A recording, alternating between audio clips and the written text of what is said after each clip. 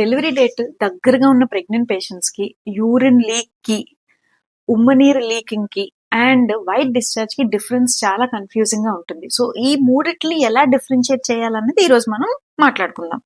So usually urine అయితే మీకు ఆ యూరిన్ స్మెల్, అమోనియం స్మెల్ తెలుస్తుంది. అండ్ యూరిన్ అయితే మీరు ఆపుకోగలుగుతారు. అంటే మీరు పెల్విక్ మజిల్స్ కానీ కంట్రాక్ట్ చేస్తే యూరిన్ వెళ్ళడం ఆర్ యూరిన్ లీక్ అనేది ఆగుతుంది. సో మనకి స్మెల్ బట్టి మనం కంట్రోల్ చేసుకోగలిగితే అది యూజువలీ యూరిన్ అయి ఉంటుంది. వైట్ డిశ్చార్జ్ అయితే మాత్రం కొంచెం థిక్ గా, వాటరీగా అస్సలు ఉండదు. అండ్ దానికి కొంచెం మైల్డ్ స్వీటిష్ స్మెల్ ఉండొచ్చు. సో వైట్ డిశ్చార్జ్ అనేది థిక్ గా ఉంటుంది అండ్ స్మెల్ కొద్దిగా డిఫరెంట్ గా ఉంటుంది. అండ్ అది మీ అండర్ గార్మెంట్స్ కానీ లేకపోతే ప్యాడ్ ని వెట్ చెయ్యదు. సో వైట్ డిశ్చార్జ్ వేరు, యూరిన్ వేరు. ఉమ్మనీరు అయితే మాత్రం క్లియర్ గా వాటర్ లాగా ఉంటుంది. అండ్ ఆ ఉమ్మనీరు స్మెల్ కూడా కొంతవరకు ఉండొచ్చు, కానీ మాక్సిమం ఓడర్లెస్ గా ఉంటుంది. అంటే కలర్ స్మెల్ అసలు ఉండదు.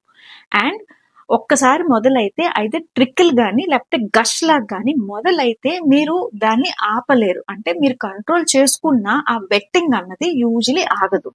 సో మీకు వెళ్ళకుండా, అంటే యూరిన్ కి వెళ్లకుండా కూడా మీ అండర్ గార్మెంట్స్ కానీ తడిచిపోతున్నాయి అంటే మాత్రం డెఫినెట్ గా ఉమ్మనీర్ అయి ఉండి ఉండొచ్చు.